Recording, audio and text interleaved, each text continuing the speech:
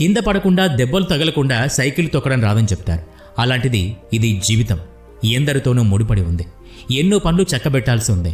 ఎన్నో మలుపుల్లో చాకచక్యంగా బండి నడపాల్సి ఉంది. గాయపడినా కింద పడిపోయినా మందు రాసుకొని తిరిగి ప్రయాణించాల్సి ఉంది. ముందు అంటే జీవిత చరమాంకంలో ప్రశాంతంగా ఉండటం కోసం ఇప్పుడు తగినంత శ్రమపడాలి, రాటుదేలాలి.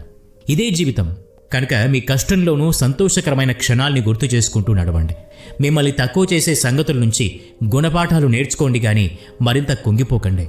ఈ స్థితి మీ ఒక్కరికే కాదు, మీకేమీ మినహాయింపు లేదు. భూమి మీద ప్రతి మనిషి పరిస్థితి ఇంతే. సంపాదన మరింత సంపాదించడానికి మాత్రమే కాదు, ఉన్నదాన్ని ఆస్వాదించడమూ తెలియాలి. మరింత సంపాదించాక ఆపై ఏం చెయ్యాలో మీకు తెలిస్తే చెప్పొచ్చు. ఇదొక తీరని దాహం, అంతులేని ఆత్రం. ఇప్పుడు మీ వద్దనున్నది రేపు మీకు పాతబడిపోతుంది. అమ్మేద్దామని అనుకున్నా సగం విలువే కడతారు. మరి అది మీ దృష్టిలో విలువైంది కదా మీరు కొన్నప్పుడు. ఇప్పుడు అది సగం విలువ చేయడం ఏమిటి?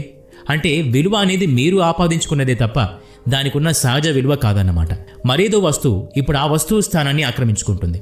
ఏది శాశ్వత విలువ కలిగింది. కాబట్టి ఒక స్థాయికి చేరాక మీ పరుగు ఆపాలి. సంతృప్తి, ఆనందం ఆస్వాదించడం నేర్చుకోవాలి.